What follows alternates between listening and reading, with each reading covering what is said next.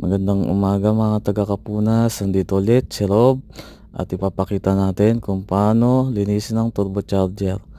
Ayan, una sa lahat, kinonect na natin ng kuryente ng high pressure machine, and then medyo inayos natin ng high pressure at binuksan ko na ang drum ng pinagbabara natin na turbocharger.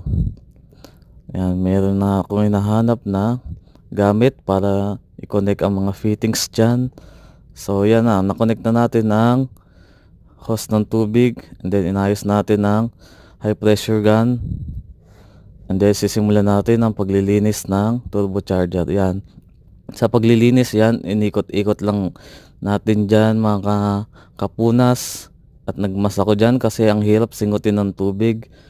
So ikot-ikot, kabilaan, side by side, and then para at matanggal talaga ang bula ng turbocharger dahil nakababad siya ng mga 5 araw para matuyo agad at mapalitan natin ang turbocharger filter sa makina, dahil kailangan yon pang hindi magbara-bara ang mga alikabok sa ating filter. Ayan, inayos ko na din kung saan ilalagay pagtutuluan ng tubig ng turbocharger. Ayan, pangalawa na. Bali, 4 pala ang lilinisin natin mga kapunas dyan sa turbocharger.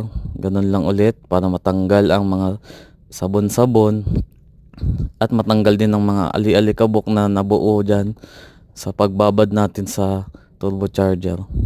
Yan, medyo madali-dali lang naman mga kapunas ang ginagawa natin.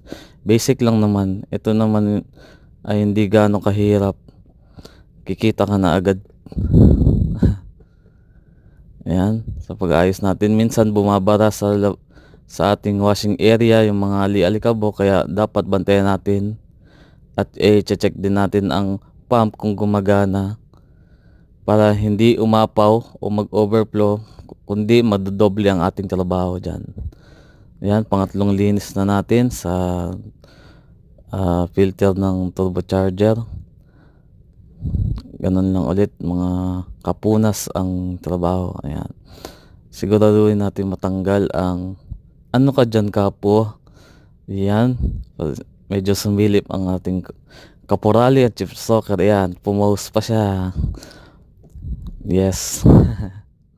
Kita natin at itutuloy natin ng trabaho. Ayan, ikot-ikot natin para mas save natin ang space kung saan natin ilalagay yung pagtutuluan ng tubig ng turbocharger. So yan, ito na ang huli at last.